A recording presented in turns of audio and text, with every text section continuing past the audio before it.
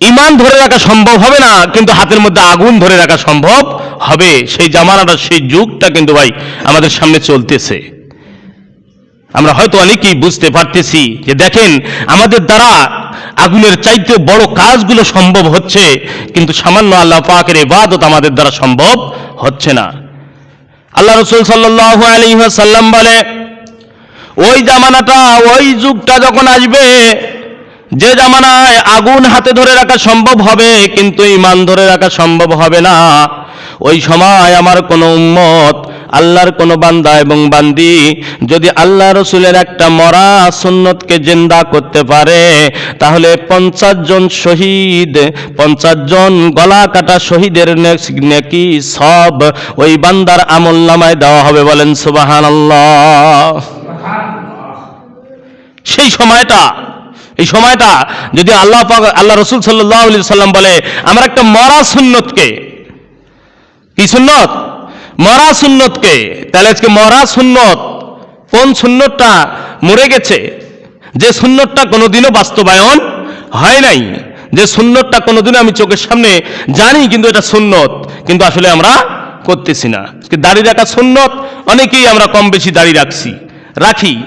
খাওয়ার পর মিষ্টি খাওয়া অনেকেই খায়, মিষ্টি খাওয়া সুন্নত, এটা কম বেশি মানুষ পালন করতেছে। কি বলেন, ঠিক না ঠিক? কিন্তু যে সুন্নতগুলো মরে গেছে আর হচ্ছে না, আজকে দেখা যাচ্ছে যে এই যে মসজিদের মধ্যে আসতেছি, মসজিদে এসেই একজন মানুষ উজু করে এসেই মসজিদের মধ্যে 2 রাকাত তাহিয়াতুল উজু অথবা দখিল মসজিদ 2 রাকাত নামাজ পড়ার দরকার, সুন্নত। এটা কিন্তু আমাদের কাছ থেকে মরেই গেছে বর্তমান, না পাইলেই হয়ে যায়। কেননা আজকে তো আসি আমরা সময় লেট করে, এমন সময় আসতেছি যে এমন সময় এসে মসজিদে ঢুকতেছি, এখন হুজুরের আলোচনায় শুনি না নামাজই পড়ি। কি বলেন, ঠিক না ঠিক? খুতবাই তো শুরু হয়ে যাচ্ছে। এই সময় এই সুন্নতগুলো মরে যাওয়া, এই সুন্নতগুলো মরে যাওয়া।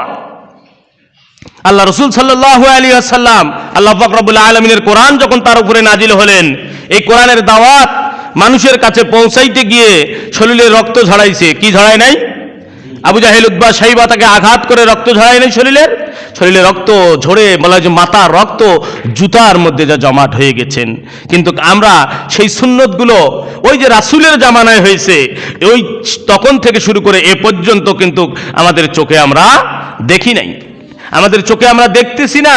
আমাদের পরিবেশে, আমাদের প্রতিবেশীদের মধ্যে অথবা আমাদের মধ্যে এই সুন্নতটা আজকে জিন্দা নাই, এই সুন্নতটা আজকে মৃত হয়ে গেছে। এই মৃত সুন্নতগুলোকে যদি আপনি আমি এই সময় একটা যদি জিন্দা করতে পারি, তাহলে বলা হয়েছে যে 50 জন গলাকাটা শহীদের সব ওই ব্যক্তির আমলনামায় দেওয়া হবে। বলেন সুবহানাল্লাহ। আজকে যে সুন্নতগুলো আল্লাহ রাসূল সাল্লাল্লাহু আলাইহি ওয়াসাল্লামের, সেই সুন্নতগুলো, যে হুকুমগুলো, সেগুলো আজকে আমরা সেগুলো নিয়ে কোনো চিন্তাও করি না, সেগুলো নিয়ে কোনো ভাবনা আমাদের মনের ভিতরে নাই, অন্তরের ভিতরে নাই, এগুলো আমরা বাদ দিয়ে দিছি। এই যে আজকে শুক্রবার দিবাগত রাত, লাইলাতুল বারাতের রাত, আল্লাহ রাসূল সাল্লাল্লাহু আলাইহি ওয়াসাল্লাম এই লাইলাতুল বারাতের রাতে মা আয়েশা রাদিয়াল্লাহু তাআলা আনহা থেকে হাদিস বর্ণিত আছে, আল্লাহ রাসূল সাল্লাল্লাহু আলাইহি ওয়াসাল্লাম মাগরিবের নামাজের পর থেকে সারা রাত নফল ইবাদত করতেন। এবং বলা হয়েছে গভীর রজনীতে আল্লাহ রাসূল সাল্লাল্লাহু আলাইহি ওয়াসাল্লাম বাইরে গিয়ে দাঁড়িয়ে আছে, আসমানের দিকে চাঁদ দেখতেছে, তারকা দেখতেছে, আর মুখের মধ্যে একটা কালিমা জারি আছে, মুখের মধ্যে দোয়া জারি আছে, মুখের মধ্যে জিকির জারি আছে।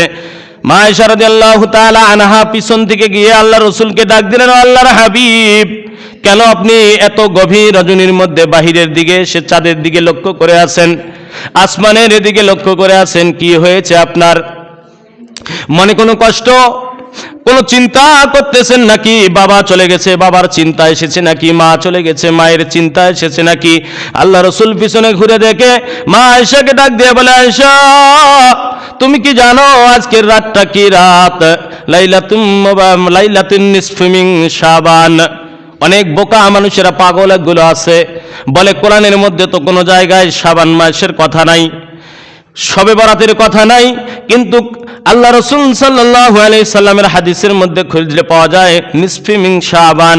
আমরা যে নামাজ পড়ি, নামাজের কথা বলি, বলেন তো নামাজ কোরআনের কোথাও আছে নাকি? না। আছে? কোন আলেম ওলামা বলতে পারবে না কোনোদিন নামাজ কোরআনের মধ্যে পায় নাই, কিন্তু নামাজ কোরআনের মধ্যে না থাকলে কোরআনের মধ্যে সালাত আছে। কি আছে? সালাত আছে। সালাত মানেই নামাজ।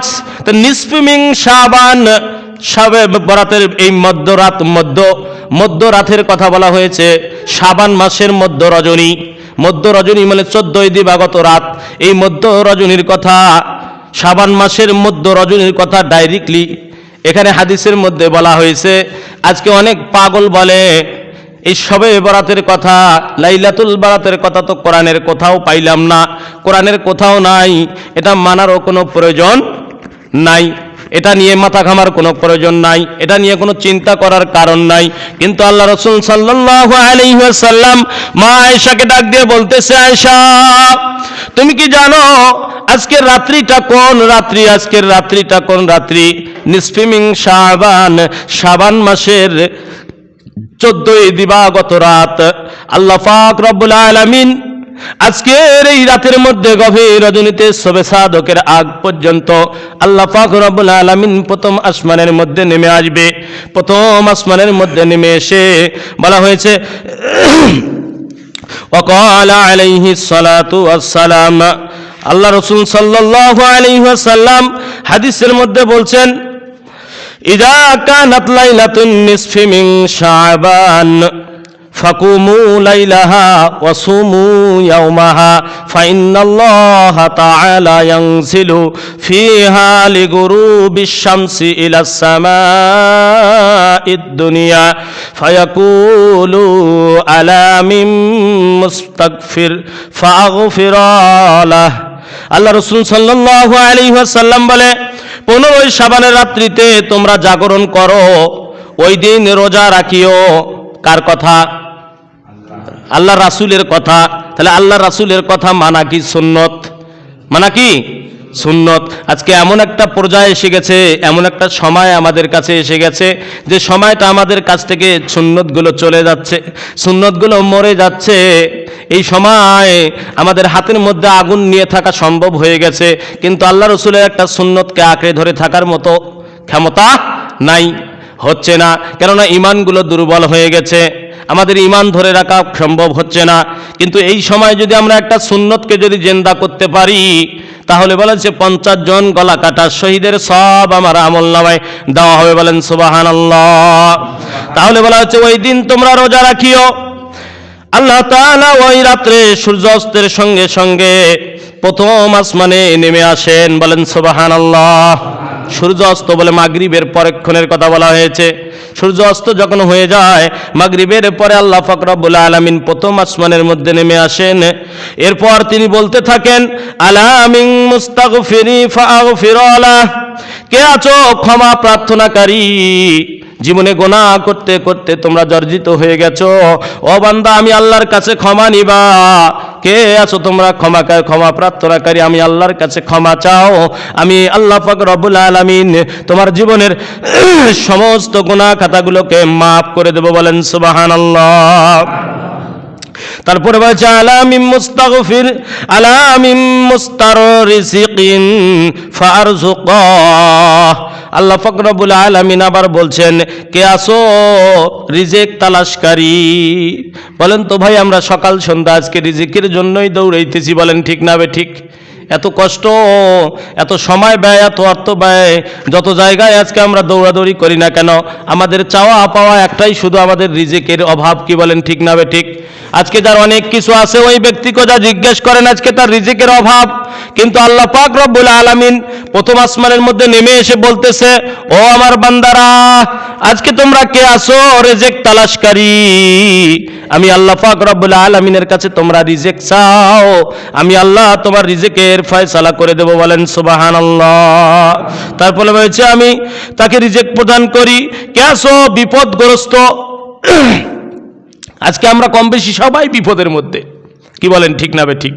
আজকে সারাদিন কর্ম করে বাড়ির মধ্যে যান, মাথার ঘাম পায়ে ফেলে অর্থ কামাই করে নিয়ে বাজার করে বাজার ঘাট করে নিয়ে বাড়ির মধ্যে চলে গেলেন, ওই বাড়িতেও গিয়ে বিপদ। কি বলেন ঠিক না বে ঠিক? বিবির মন জোগাইতে পারি না, সন্তানের মন জোগাইতে পারতেছি না, হচ্ছে না আজকে। তাহলে সেখানে তো আরো বড় বিপদ। এই পরিবারের মধ্যে গিয়ে আজকে পরিবার যদি ভালো না থাকে, পরিবার থেকে যদি ভালো কথা যদি পাওয়া না যায়, সেখান থেকে শান্তি কিভাবে আশা করা যায়? তাহলে আপনার যত বড়ই আপনি টাকাওয়ালা হন না কেন, অর্থশালী হন না কেন, সেই পরিবারের মধ্যে যদি ভালো ব্যবহার পাওয়া না যায়, সেখান থেকে আমি শান্তি কোনোদিন আশা করতে পারি না। তাহলে আমরা সবসময়ের জন্য আজকে বিপদের মধ্যে, কিন্তু এই বিপদগুলোর মধ্যে থেকেও আজকে আল্লাহ পাক রব্বুল আলামিনকে আমরা ডাকতেছি না, আল্লাহ পাক রব্বুল আলামিনের কাছ থেকে আমরা বিপদের মধ্যে থেকে উদ্ধার হতে চাচ্ছি না। কেন? আমরা যখন বড় বিপদের মধ্যে পড়ে যাই, তখন আমরা আল্লাহ পাক রব্বুল আলামিনকে ডাকি। কি বলেন, ঠিক না বে ঠিক? এই জন্য আল্লাহ বলছি, ইয়া আইয়ুহাল্লাযীনা আমানুত্তাকুল্লাহ, হে বিশ্বাসীগণ, হে ঈমানদারগণ, তোমরা আমি আল্লাহকে ভয় করো, হাক্কা তুকাতিহি, ভয় করলে করার মতো করো। কিন্তু আমরা ভয় করি আল্লাহকে কখন? যখন কঠিন বিপদের মধ্যে পড়ে যাই, মুসিবতের মধ্যে পড়ে যাই, বড় রোগের মধ্যে পড়ে গেছি, আর সুস্থ করার মতো জায়গা পাইতেছি না, সেই সময় আমরা বেশি বেশি করে আল্লাহকে ডাকি। কি বলেন, ঠিক না বে ঠিক? ওই সময় আমরা আল্লাহকে ডাকি, যখন সুস্থ হয়ে গেলাম তখন আর বলি আল্লাহ এখন আর নাই। কি বলেন, ঠিক না বে ঠিক? তাহলে এটা ভয় কখন হলো? এই বিপদগ্রস্ত যখন বিপদের মধ্যে পড়ে গেছি তখন এটা হলো। কিন্তু সবসময় যেন আল্লাহ পাক রব্বুল আলামিন বলেছে, হাক্কা তুকাতিহি, বান্দা ভয় করলে করার মতো করো। আজকে যখন যুবকদের যখন পরীক্ষার সময় আসতেছে, স্কুলে কলেজের মধ্যে পরীক্ষা দিবে, তখন দেখবেন আল্লাহ আল্লাহ উঠে যায়। তখন দেখবেন যে মসজিদে এসে নামাজ পড়তেছে, দোয়া খায় চাইতেছে, বাবার কাছে দোয়া চায়, মায়ের কাছে দোয়া চায়, আজকে আত্মীয় স্বজনের কাছ থেকে দোয়া চেয়ে বেড়ায়। কি বলেন, ঠিক না বে ঠিক? আর যখন পরীক্ষার রেজাল্ট এসে গেল যে তুমি এ প্লাস পেয়েছো, দেখেন সুন্দর রেজাল্ট এসে গেল, তখন আর নাসা ঝাপ্পাতে আর গ্রামের মধ্যে থাকা যায় না। কি বলেন, ঠিক না বে ঠিক? তাহলে আমাদের সমাজে আজকে শান্তি কোথায়? আজকে আমরা বিপদের মধ্যে সবসময়ের জন্য বিপদগ্রস্ত অবস্থায় আছি, কিন্তু ছোট্ট ছোট্ট বিপদগুলোকে আজকে আমরা বিপদ মনে করতেছি না। এই জন্য তো হুট করে এসে বড় বিপদগুলো আমাদেরকে গ্রাস করে ফেলে। আর যখনই বড় বিপদ গ্রাস করে ফেলবে, তখন আল্লাহকে ডাকলে আর পাওয়া যাবে না। ওই বড় বিপদের মধ্যে পড়ে আমরা ধ্বংস হয়ে যাইতেছি। কি বলেন, ঠিক না বে ঠিক? এই জন্য ছোট ছোট বিপদের মধ্যে থাকতেই, সুস্থ অবস্থায় থাকতেই, এই জন্য আল্লাহ পাক রব্বুল আলামিন বলছেন, যখন তুমি সুস্থ থাকবে, এই সুস্থতার শুকরিয়া তোমরা বেশি বেশি আদায় করো। ওই সময় আমি আল্লাহ পাক রব্বুল আলামিনকে বেশি বেশি করে ডাকো, তাহলে আমি আল্লাহ পাক রব্বুল আলামিন তোমাকে আরো সুস্থতা দান করব। বলেন সুবহানাল্লাহ।